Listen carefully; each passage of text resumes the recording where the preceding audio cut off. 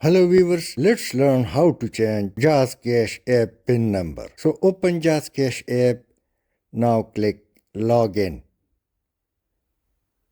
Now provide your older password or PIN.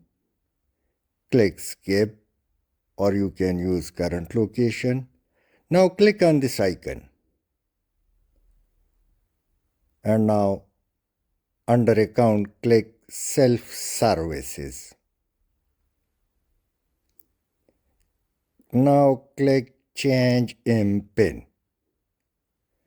Now provide your older password or PIN. Click Continue.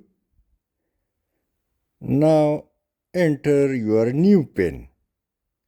Click Continue. And now confirm your new PIN or rewrite your new PIN.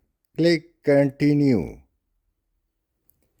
Click on OK and your password has been updated. Now wait for 120 minutes by JazzCash cooldown period. Thanks for watching.